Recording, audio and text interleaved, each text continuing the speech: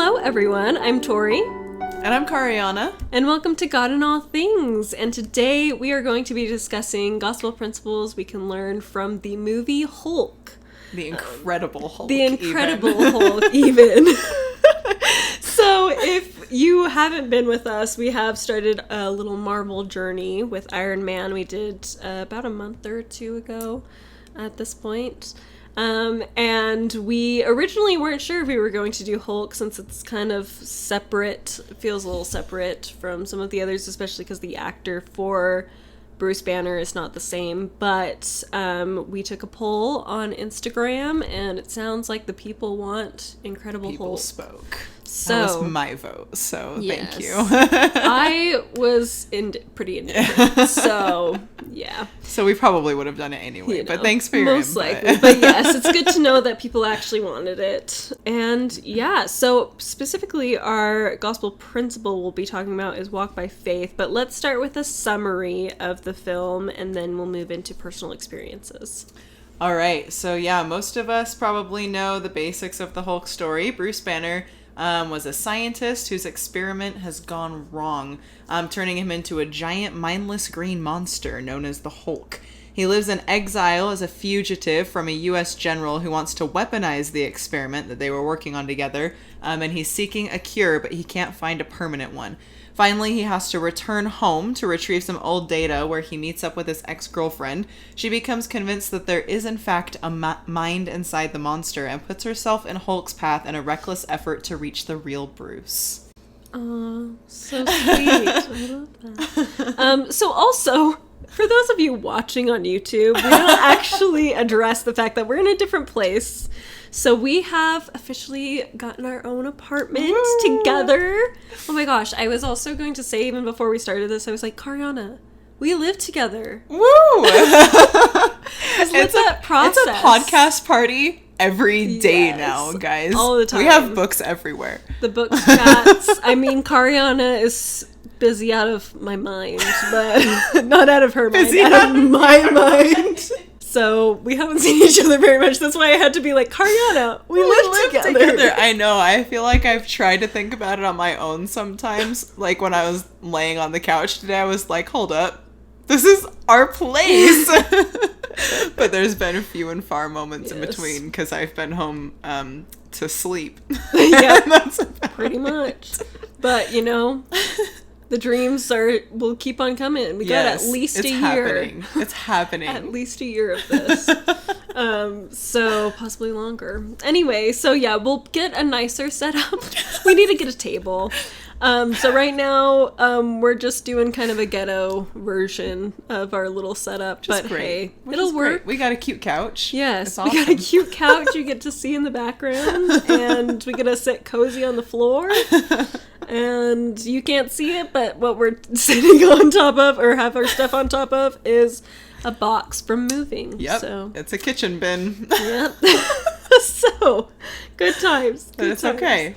Anyway, yeah, felt like I had to address that before we got farther. We should have said at the beginning. Life update. You know. There you go. There we are. So anyway, personal experiences with the Incredible Hulk. I don't really have much to say, to be totally honest. I've seen it once before this. And I remember a few moments, like there's like clear pictures in my head from certain things, but I really didn't remember the plot at all. And yeah, I've just never revisited it. So this was my first time watching it, I think, actually, at least the first time in a while. Like since it came out? Yes. So yeah, it was a good experience, though. It's definitely a good movie. I just think, and I've told Kariana this, I just feel like it's a little bit forgettable. Like, the characters don't stand out quite as well as a lot of the others. And I think Mark Ruffalo as Bruce Banner does a really good job. So I just am attached to him, too. I always loved this movie. I remember very distinctly Iron Man coming out, and I remember very distinctly Hulk coming out. Those are both very distinct memories for me. And I always, people always talked about, like, how Marvel's casting is, like, perfect. They just cast the perfect actors for their characters. Robert Downey Jr., Chris Evans, those Chris Hemsworth, right? They're all just so absolutely perfect for their characters. And I felt the exact same way about Edward Norton as a kid. Yeah. So I was actually massively disappointed by Mark Ruffalo, because I was like, Fair. who is this guy? Like, Edward Norton looks like comic book Hulk, you know? Yeah, fair. And I just loved his personality and the way he played things so much. I loved him. So it was kind of hard for me to move to Mark Ruffalo. And so that, I think that's one reason that this movie is dear to me a little bit, is because of that. It's kind of funny that you mention an attachment to Mark Ruffalo, because it's like the same thing keeps me attached to this movie for Edward Norton. That's fair. But yeah, so it's not like one that I've watched over and over again. I don't rewatch movies a lot anyway, so I don't know how many times I've seen this one, but not frequently. So it was fun to revisit it for me as well, but it was just as fun as I remembered, and I enjoyed it a lot. That's good. Yeah, see, I will say I do think Edward Norton does a good job. I just like Mark Ruffalo's personality behind it. I think he has a little more personality. And I think Edward Norton could have. He just didn't really get the chance to, because he's pretty much alone most of this movie. He is very... And so it's hard to really see his personality. Right. And if he had had a few movies, maybe he could have done more with it, too. Interacting with the Avengers and such. Yeah. Exactly. So I think they both do a good job. I just remember watching the first Avengers movie and being like, oh, he's so funny. I love him. Right. So yes, like I said, our gospel principle is walking by faith, and I have a little paragraph I've put together to summarize that idea, and then we'll get more deep into the film and how that shows this. Often in life, we find ourselves in a place where we are lost and unsure where to go. These moments regularly involve a good deal of suffering. Sometimes it is the suffering that causes us to feel lost. But as Elder Carl B. Cook of the 70s stated in his most recent conference address, we ought not to get discouraged, whatever difficulties might surround us. Instead, we should hang on, exercise faith, and keep up good courage, and we should come out on the top of the heap at last.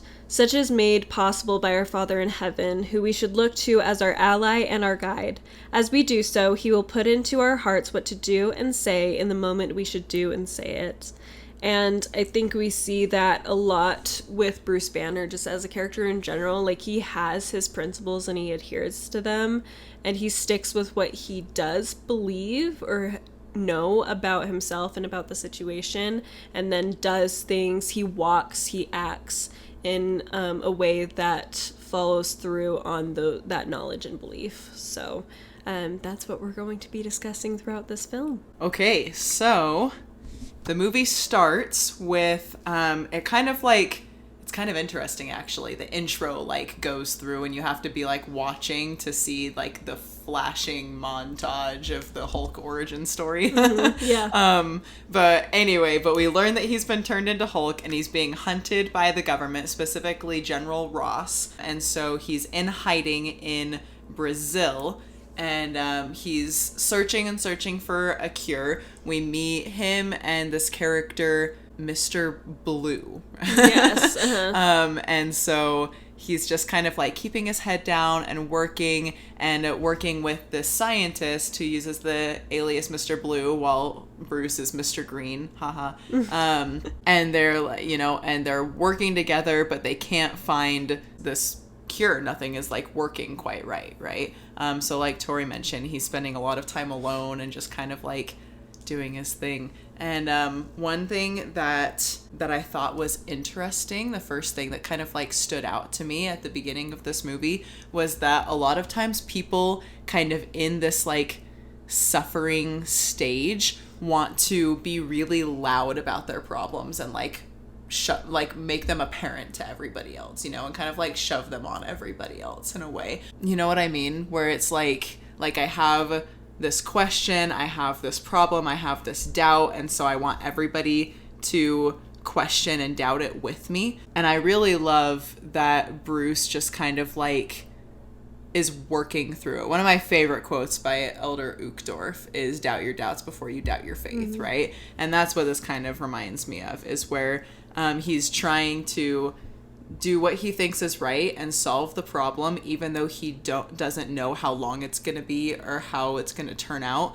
while leaving as many people out of it as possible. And some of the things that I saw with that are like, you have this incident he works at this bottle packaging plant or something, and he gets a cut and his blood spills into the bottles, and he freaks out and like stops the whole operation to go down and find his blood droplet and wipe it up so that nobody else will be affected by his sickness, by his I don't really want to call it a sickness. Yeah, by his radiation. Problem. Yeah.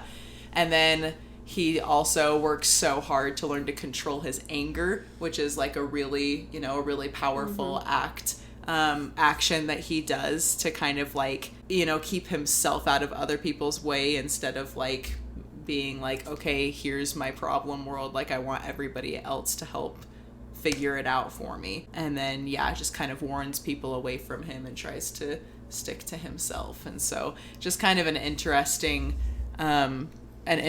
way of looking at this idea of like him trying to act without causing problems for other people.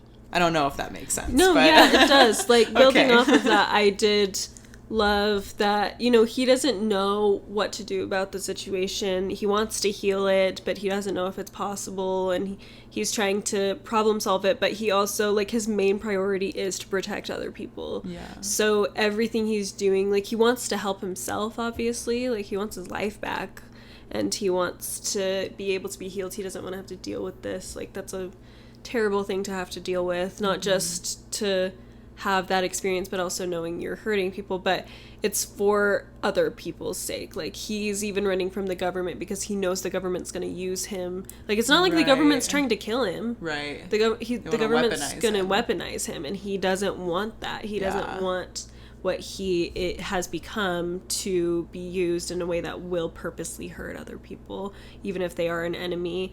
And you see this prioritization a lot when in that same bottling factory, there's this woman who kind of notices him, and he's just helping repair stuff and whatnot, and she's getting hit on by this creepy guy.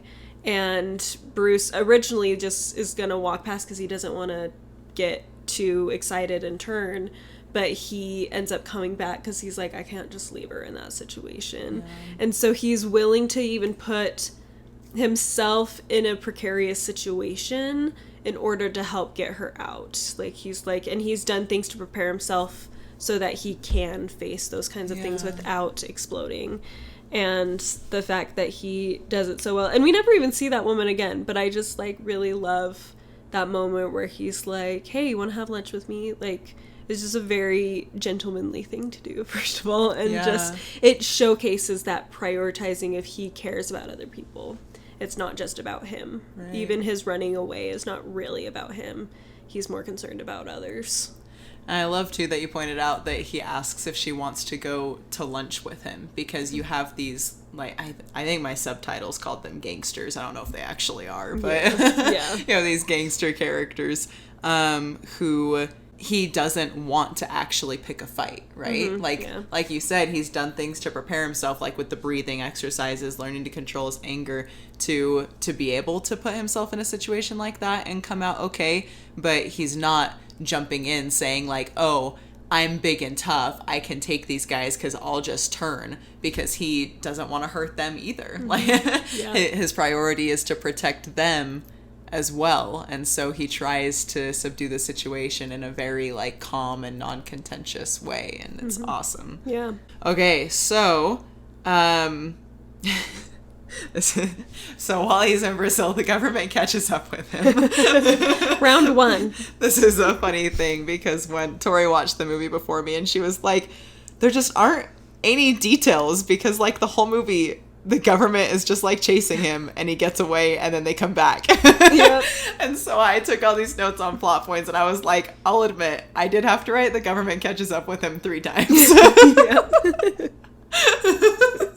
But so yes, round 1 of the government finding him in Brazil this time, and he gets away. Long story short, he runs to Mexico, but then As the Hulk. He does become the Hulk. And then yes, he does get triggered and gets away. And so what he's learned from Mr. Blue has told him, I need the data. We don't know exactly what that means, but to be able to continue experimenting and figuring this out. And what that ends up leading to is him going back to the United States to his ex-girlfriend's university that she works at, to try to track down this data. It's not there. And so he has to figure something else out. And so he finds this pizza restaurant owner named Stan. He knows. Yes, that he's friends with. Mm-hmm. Yeah, so they make it very apparent that that they know each other and have a good relationship. And Stan agrees to give him a place to stay while he's trying to figure out what he needs to do. And Stan even ultimately gives him something that he needs to break into this university to. I guess I mixed that up actually, because Stan helps him break into the university. Yes. To not find the data. But anyway, I just wanted to say something about Stan really fast. So one of the things that I was thinking about with this idea of walk by faith is in religious education, they teach these acquiring spiritual knowledge principles. And the first one is act in faith. So, I mean, basically the same thing that we're talking about. Going based on what you know and doing actions, even though you don't know exactly how things are going to turn out. One of the other ones connected to that is, there are two more. It's keeping an eternal perspective, and then seeking understanding from divinely appointed sources.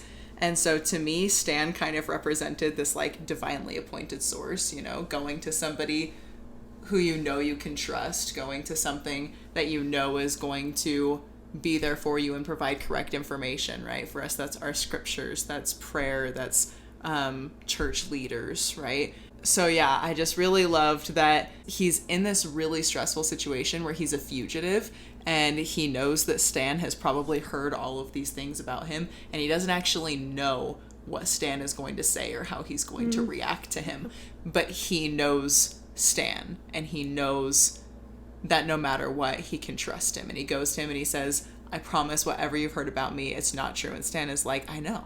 Yeah. And immediately helps him. He says, what do you need? What can I do for you? It's this Kristoff moment. I was gonna say, what do you need? What do you need?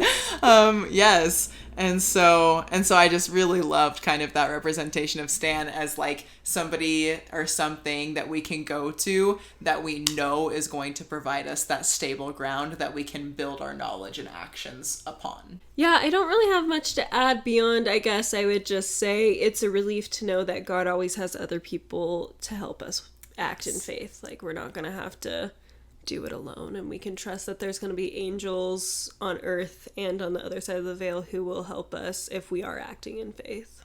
Definitely. Yeah, and just knowing who those people are in your life can be really powerful. Yeah. Absolutely. Okay, so while he is at Stan's, Betty is the ex-girlfriend. She sees him. Tyler. Yes, Liv Tyler.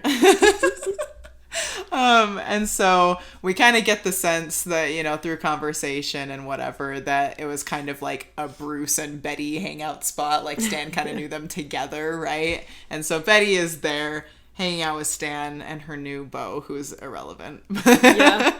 Betty sees Bruce, and new guy is out. Out of her head. There's not even, it's not even a second He shows thought. up later for 2 seconds, actually. but you also, see that he's a good guy. He is a good guy. We like him. Yes. We like him. He recognizes what he says later kind of shows, it's kind of like he always knew. Yeah. He knew that Bruce was the guy, and it was well, Bruce is gone, so I'll get in here, but now Bruce is back, so there you time are. to move on. He was one of those guys. He's the Modern Family guy, and it was one of those times where I watched it and I was like, you're in this movie, huh? Hey. But anyway, that's beside the point. So Betty sees Bruce. We have this kind of unnecessary dramatic moment where Bruce hides from her, because then in the next scene she finds him. Yeah. But it's fine. It's dramatic. And so they meet up again, and then they're just together, and I'll admit that their relationship is kind of it's the most questionable thing in this movie, probably. It's a little two-dimensional, but Yeah, it is. It's just like, look, they're in love. yes.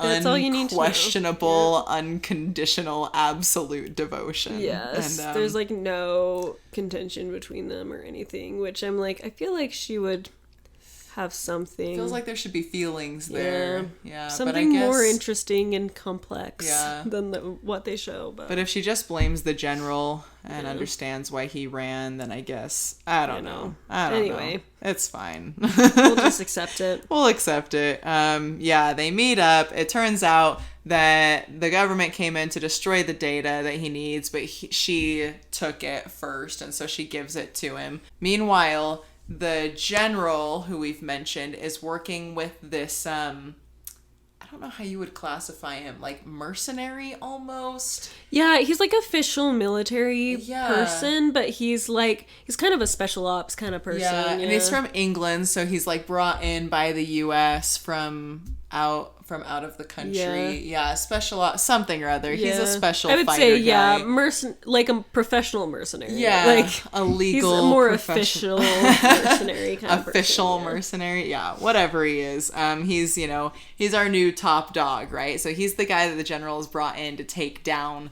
Bruce. His name is Blonsky, and he's now had the opportunity to see Bruce transform into Hulk, and he goes, bro, I want some of that in me, right? He's like, I could do a lot with that kind of power. And so the general starts working with Blonsky to make him a super soldier to fight Hulk. This is where we're introduced to the idea of super soldier serum. So foreshadowing for our later MCU. Yes. Which is our proof. There is proof in this movie that it is actually connected to the MCU. You just forgot about it all. There's a few things. I didn't mean you. I meant all of us. Yeah, just in general. But yeah. We all forgot. Bruce and Betty don't think that they get to stay together for very long. Bruce is like, I gotta go and run away now that I have this data and presumably find Mr. Blue and get out of danger from the government here. And so, but as she wants to walk him to the train station, as they're leaving, they're on the university campus. Don't ask me why. And the government catches up with them. Yeah, round two. Round two.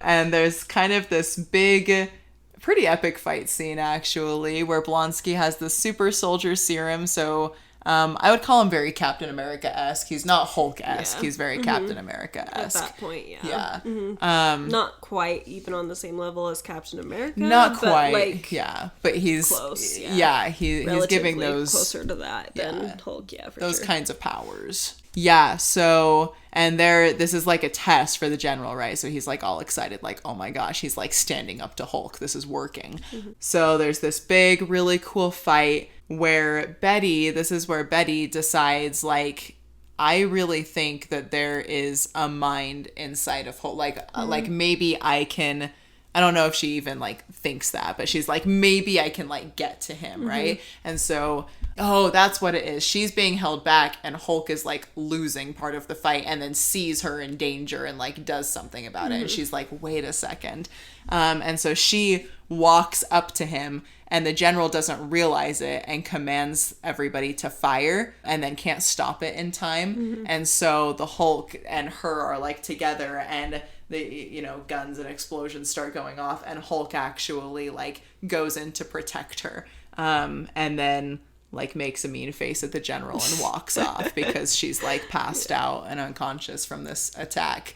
And the general is obviously really upset and just kind of like lets him go basically. Yeah. I mean, why they keep shooting him is so beyond me. It's really a good question. Because I'm like, none of this stuff works. I can understand when they use new weapons. New weapons, yeah. But when they're just shooting at him with guns, I'm like, just don't waste the money. Don't waste taxpayer dollars on shooting something you can't shoot. Yeah, if it's like used as a distraction because you can control his attention with gunshots, so like that makes sense. Yeah. But yeah, just like trying to kill him. They keep trying to kill him or like to tranquilize him, and you're like, this right. You're doing the same thing, and it still doesn't work. Guys, definition of insanity. Exactly. Move on. Move on. Yeah, it is funny. But yeah, okay. So this is our first sign that Hulk is more than just like a killing machine, So kind of like important to the story arc of Bruce and the Hulk. So before we get into the next kind of major plot point, we do have Hulk ends up taking, I keep wanting to call her Liv Tyler, Betty. I keep wanting to say Edward Norton. Like what you say. Betty, he takes Betty up into the mountains to this cave, and it's like raining out, and he's like he's still Hulk. He's all hulked out still. So he's like unsettled by the rain and the thunder and stuff. Tense. And very tense. And she's like calming him down. And at one point she just says, it's okay, it's just the rain. And I think that in some ways that is it's a much more mild form of what Bruce is going through.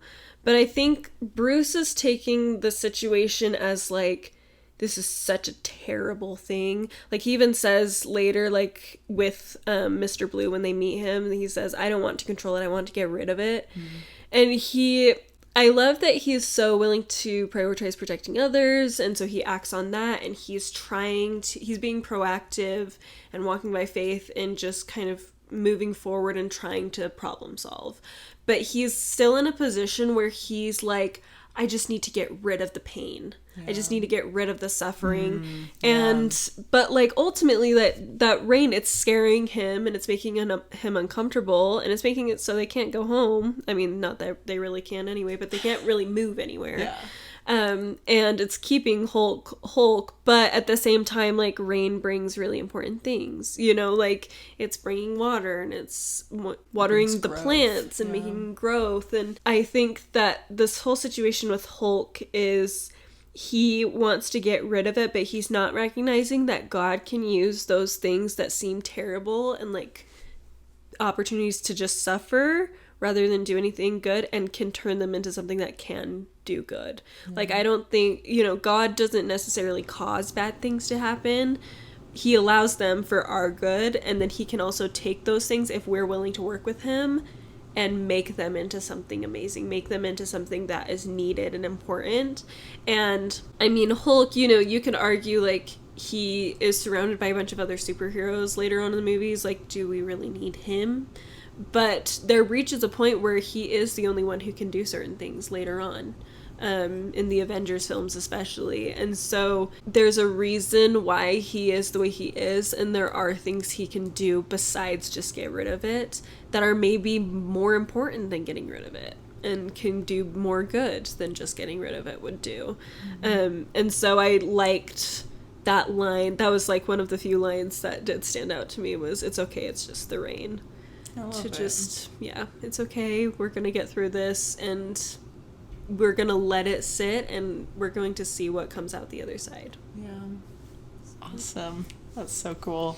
After the rain stops and Bruce is Bruce again, they go and finally find Mr. Blue, who helps them find a cure. They're searching for a cure, but there's no, they kind of accept that there's never a guarantee really that it's going to be permanent. It feels like everything is like, we know that this will reduce the effects, but there's a really good chance that it just like reduces this flare up, I think is what he calls it, and it doesn't like cure you, right? Like, they really don't know how to just cure him permanently. I think that they're kind of on stepping stones working towards that. Anyway, so one of the things that stood out to me about this scene was, and he does it later on too, Bruce is very willing to do anything to get id of Hulk. Like, you know, kind of what you... Now I'm questioning if this is even a good thing. Like you just said.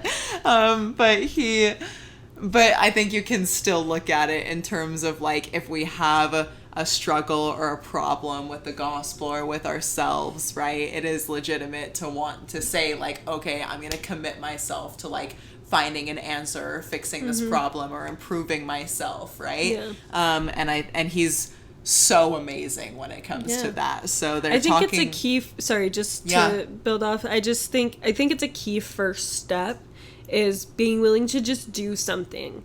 Like, and even if it's in slightly the wrong direction maybe than what God intends, if it's in a good direction, like, he can work with it still. Like, he can redirect you as you are more ready for it. So I still think it's a sign of a really strong quality in him that he's willing to do something, because it means that he's open to he's acting moving forward. and exactly. Yeah. And I mean, if you're open to the Spirit, if you're being led by the Spirit and like talking to God and doing those, you know, those easy things that we're supposed to, then God isn't going to let you go too far in the wrong direction, right? Exactly. You take a step, and if it's good and he can work with it, he'll say like, awesome, you know, like keep going. And you might not feel that, but you just keep going and you walk in faith and it works.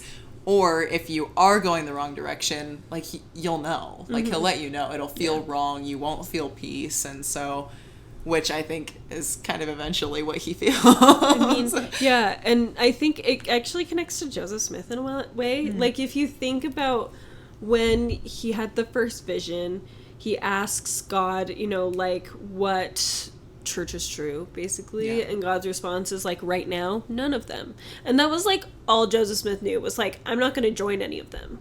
So like his thought was like, just don't join any of them. Just kind of keep going. And we don't dwell on that a lot, that he had to just kind of sit with that for years, like a few years, that he was just like, okay, cool, I guess I'm just not gonna join a church. And then he just is living his life, and his parents are going to other churches and he's just not joining them, and he's experiencing bad things, but like he's like, okay, I'm going in this direction, and God's like, that's almost the right direction, you know, like you're on the right track basically, but like we're gonna go a little bit different and have you actually help me bring back truth on the earth once you're ready for it. And once Joseph kind of proves himself that he's willing to just like sit in that uncomfortable place with what God has directed him to do.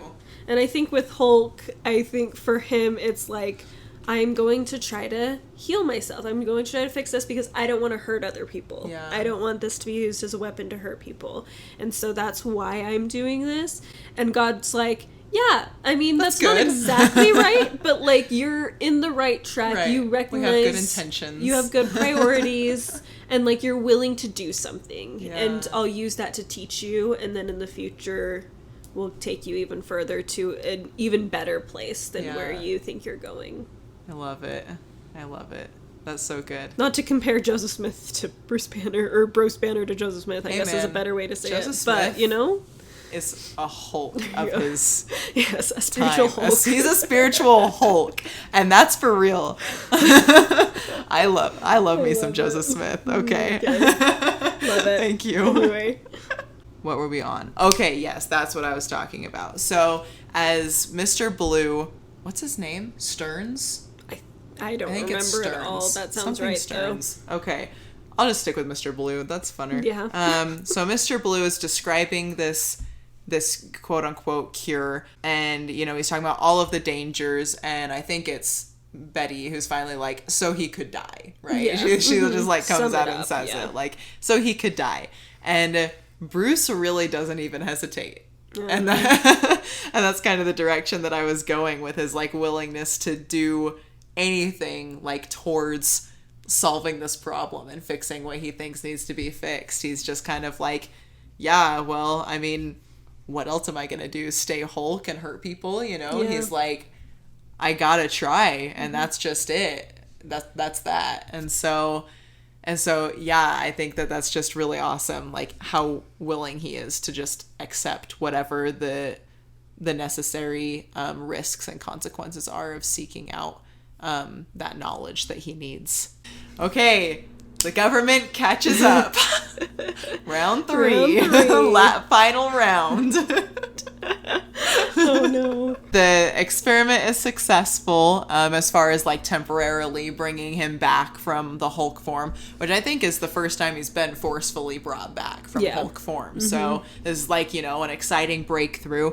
And they're kind of hanging out in the office and arguing about something. Do you remember what they're arguing about? He had Stearns, or That's Mr. right. Blue, had replicated Banner's blood and was doing tests with it, and Bruce was like, no, they want to use this as a weapon, you can't, because he's thinking like, well, Mr. Blue's like, I'm going to create cures and it will be amazing, and he's like, no, that's not what the military wants you to do with this. They're going to want to use it as a weapon, and if you have all this blood of mine, then that's going to allow them to do it, basically. Yes. So they're kind of arguing about this, and Bruce gets tranked through the window. And so they capture Bruce embarrassingly easily, and Blonsky shows up, and he convinces Mr. Blue to give him some of Bruce's blood, or something he's created with Bruce's blood, whatever it is.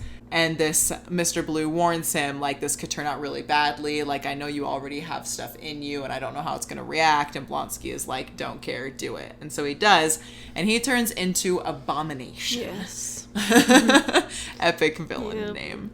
And so he just becomes basically this big, giant, scary, extra mean Hulk who kills everybody and can talk. Yeah. It's almost like he's more in control over his faculties, but like it almost amplified his evilness. His desire for violence is what it did. I thought a lot about that. It's kind of like Red Skull. Okay. Like, where, in Captain America, which we'll get to, of course, but the doctor says the serum amplifies what's already there. So for Red Skull, he was already very ambitious and power-hungry and prone to violence and stuff, and so when he got the serum, he became more like that. Right. Whereas Captain America was just a purely good person, and so when he got the serum, it amplified that he became even more good and angelic and almost godlike in a lot of ways. And so I think it's the same thing happening with Blonsky. Blonsky. He craves violence. That's why he's wanted to become like Hulk in the first place. That's what's gotten him turned on to that in the first place, was that he loves violence and he wants to be able to perpetrate that. And so when he gets the serum, it amplifies that, where he is a little more in control of himself, but it's amplifying those negative things, and so he's just actually out of control.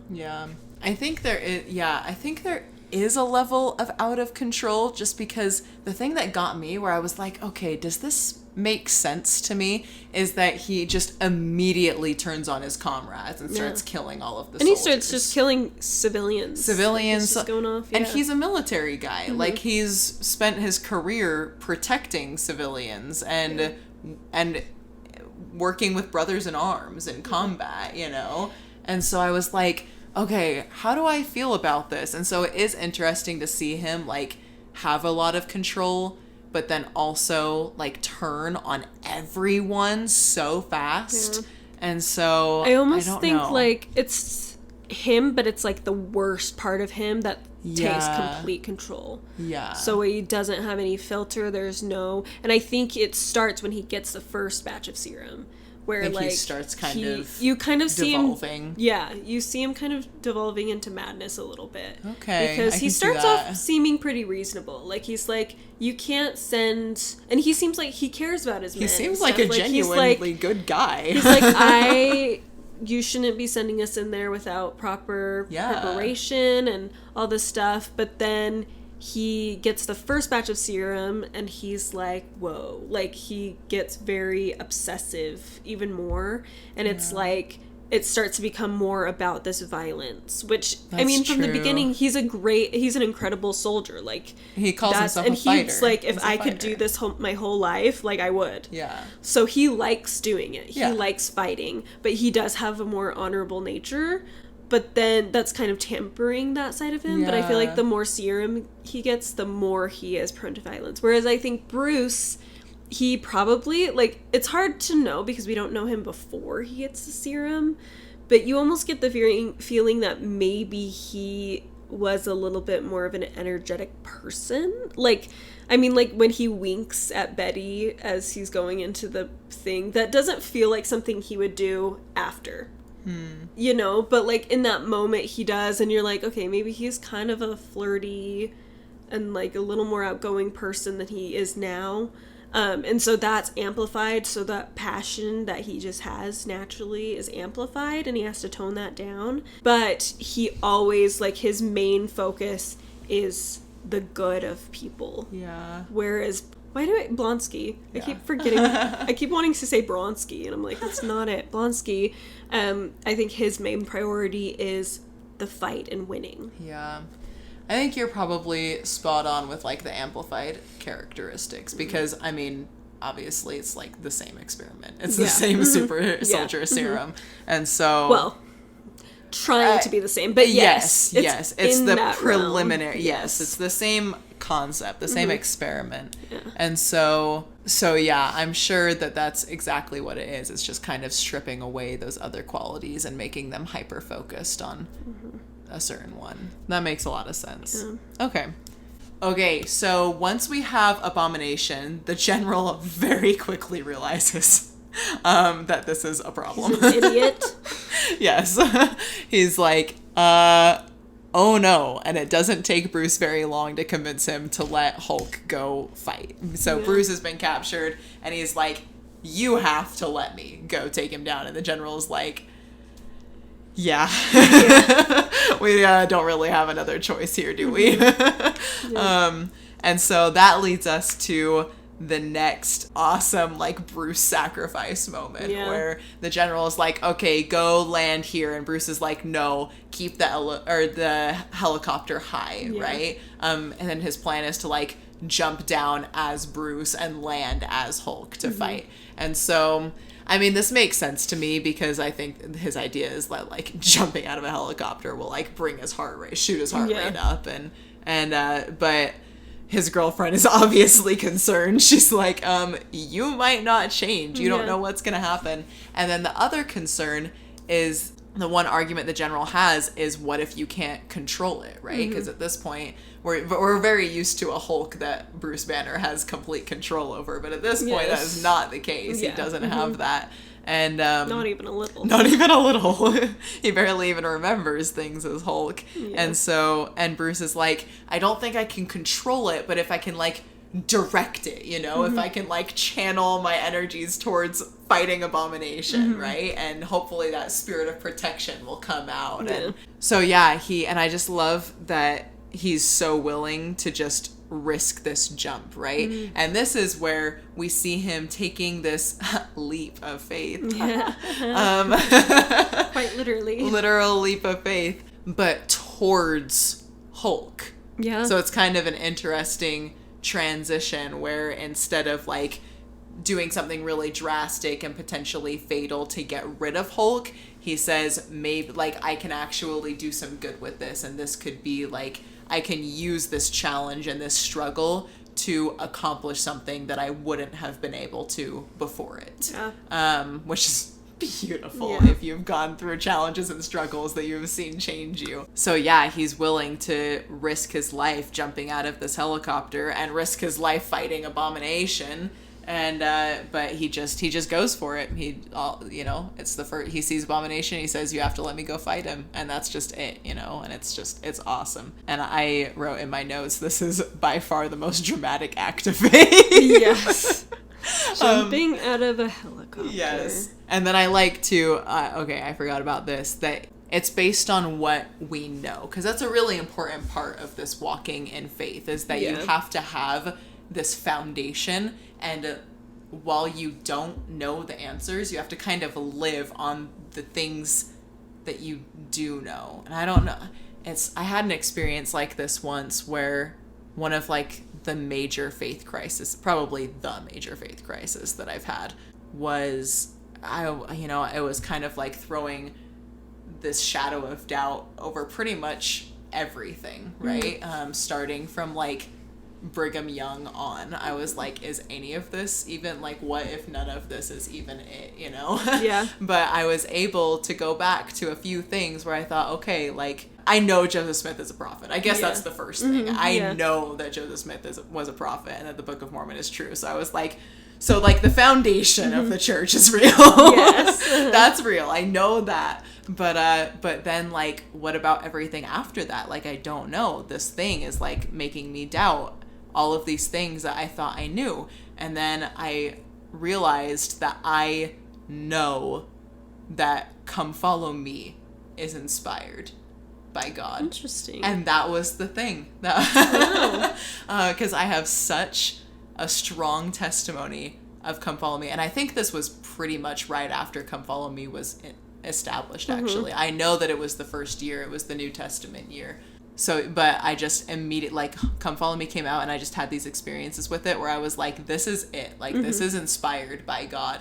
And so I was able to kind of grab onto that and say, I know that we have a prophet with inspiration from God today. And if that's true, then these other prophets leading up to him have to be true as well. And so I was able to kind of, like, hold on to that, and that helped me work.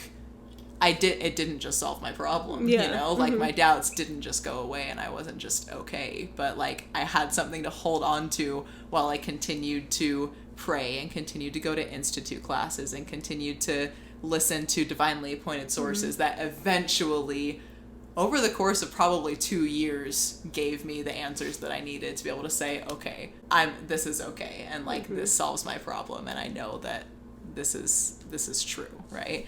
So anyway, as that pertains to Bruce Banner, I love that he's basing, this is like it's a really simple thing, but he knows that when his heart rate increases, he becomes the Hulk, and he knows that jumping out of a helicopter is going to increase his heart rate. And so he's like, I can trust this, you know? He's able to take that leap to act. And he knows that Hulk is tough. He knows that Hulk can handle it. And he knows that there's been at least signs that part of him comes through. Yeah, that he Betty. Can direct it.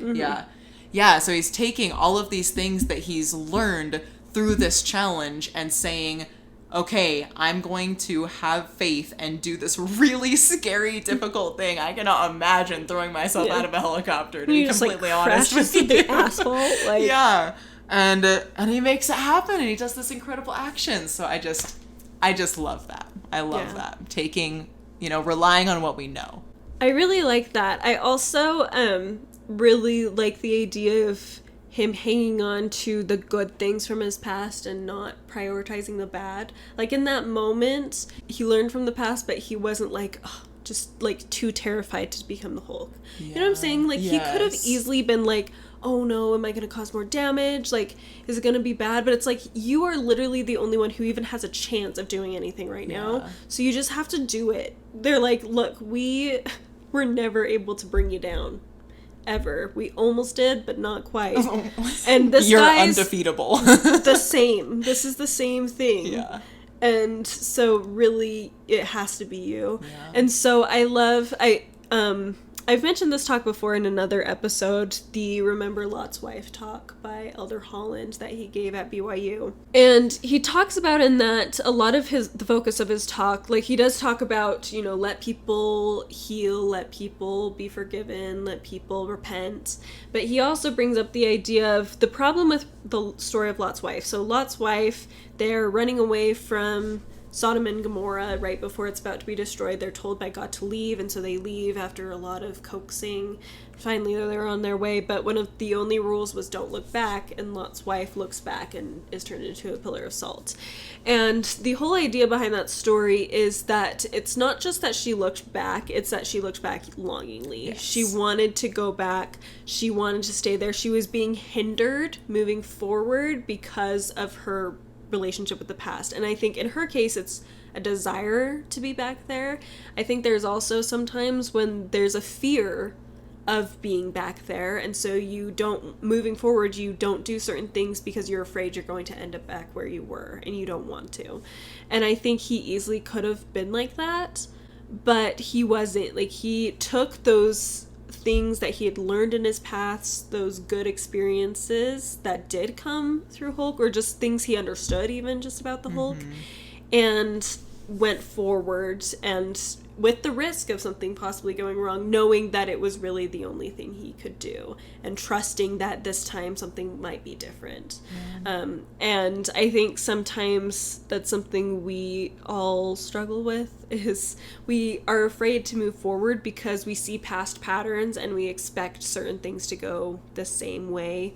And they don't always. Like, there's different people involved a lot of the time in different choices, and we're in a different place in life, and we just need to trust that if we're really trusting God, that if something feels right, then we should just go for it and let what happen, but ultimately it will be better than anything we could have planned out.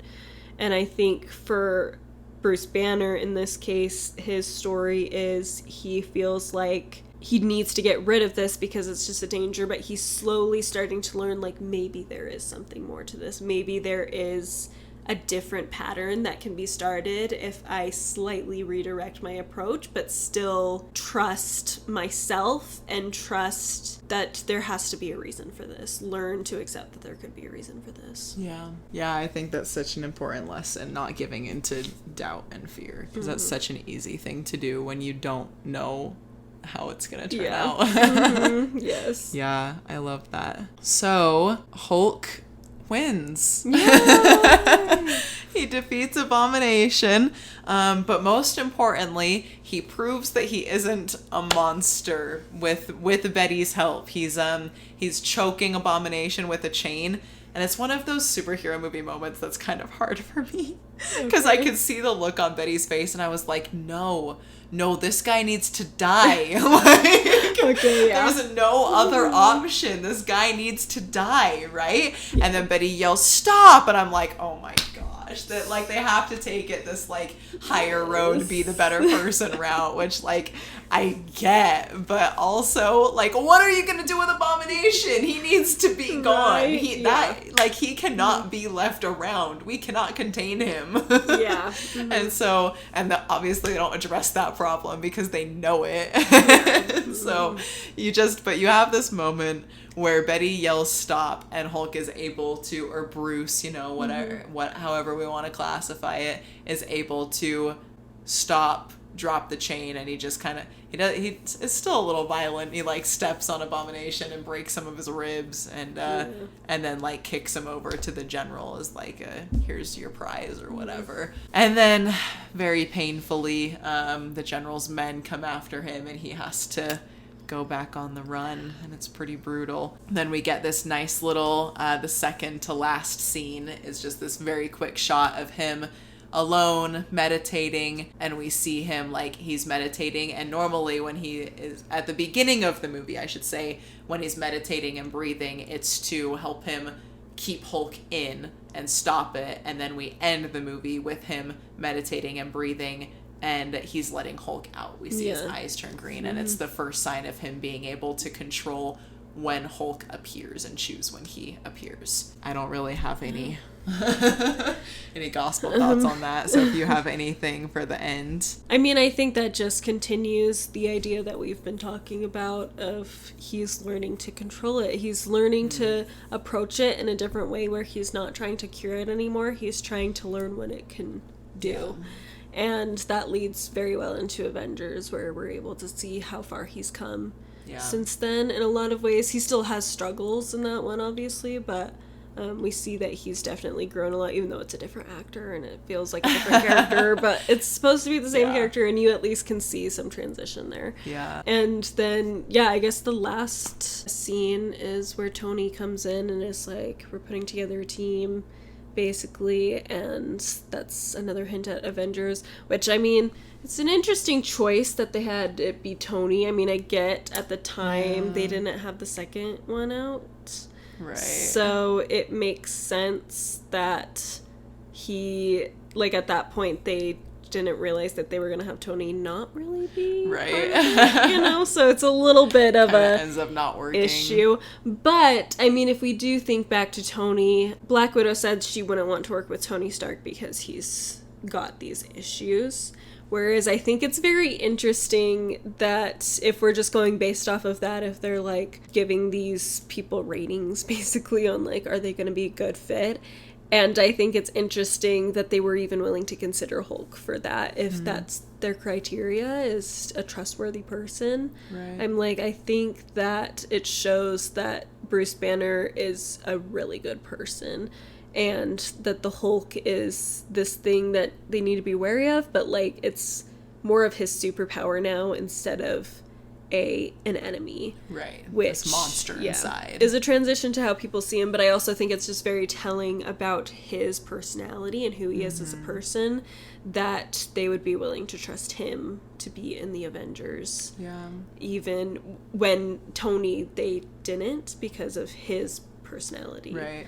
So anyway, I think even though it's he just had perfect control over his Yes. powers and was able to defeat amazing villains with them. Yeah. there's just other things that are more of a concern to them Yeah. in such a situation. So A scripture that did just pop into mind is just ether, which we love, which I guess we probably should have brought in sooner, but that's all right. that God will make weak things strong unto us, right? With his help, he'll make our weaknesses our strength. And I love that you've brought up like that these challenges and these struggles and connected to his character growth have allowed him to do amazing things with the Avengers and solve crazy problems and save the world. Yes. Save the universe. Save the universe. Yeah. Yeah. And so we see God's ability to take something that it is a weakness. I mean, like Bruce hurts people. Yeah, he does. He's scary. The general says that he's part of, like, he's killed people. Yeah. Which I don't really doubt. I think we probably see him kill people in Yeah. this movie where he like throws cars around and attacks things. And so, I mean, he is dangerous and he is problematic and it is an enemy. It is a monster inside of him. But God, because he's willing to walk by faith and he's willing to seek answers and he's willing to keep trying and to do whatever it takes and then live in this struggle and have good intentions. Yeah, God is able to take this weakness and make it a massive strength to him and everyone else. Yeah. Awesome. What a good discussion. I'm so glad it was so good because like I said, I was like, I really don't know about this one, but I had faith. yes. I mean, it's definitely about half as long as our other discussions. That's true. So there is that, but it's still a very interesting movie. Yeah, I love it. And then I did want to end with one more scripture that I think is just very good and just wraps everything up nicely. It's Doctrine and Covenants 11 verses 12 through 13.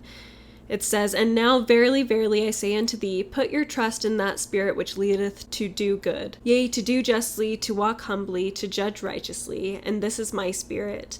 Verily, verily, I say unto you, I will impart unto you of my Spirit, which shall enlighten your mind, which shall fill your soul with joy." And that's really the truth. If we're seeking to follow his Spirit and do what we feel is right based on what we know, we will have our minds enlightened and we will be able to find that joy. And no matter what the circumstances are, we'll be able to find that. It's never going to be perfect because this life is just an imperfect place to be, and that's just the way it is. But it can be very good, and we can have a lot of really good moments if we are prioritizing following that Spirit. All right, well, thank you everybody for watching/listening. Please be sure to subscribe and leave a like or a 5-star review if you're listening to the podcast. Also follow us on Instagram if you haven't already at God and All Things Podcast. We do regular posts over there that are about what upcoming episodes are going to be about and just other fun little things periodically, and it's a lot of fun. Also, if you're interested in what I'm reading casually, you can go to my channel on YouTube, Good Strong Words, and see what I'm doing there. It's a lot of fun, and Karyana shows up sometimes, especially when we do Shakespeare Festival. So, okay, yes. I was like, when do I show up? Primarily Shakespeare Festival. But anyway, yeah, a lot of fun, and yeah, again, thank you so much for watching, listening. We hope you're having a wonderful day. Keep remembering to see God in all things, and we will see you next time. Bye! Bye!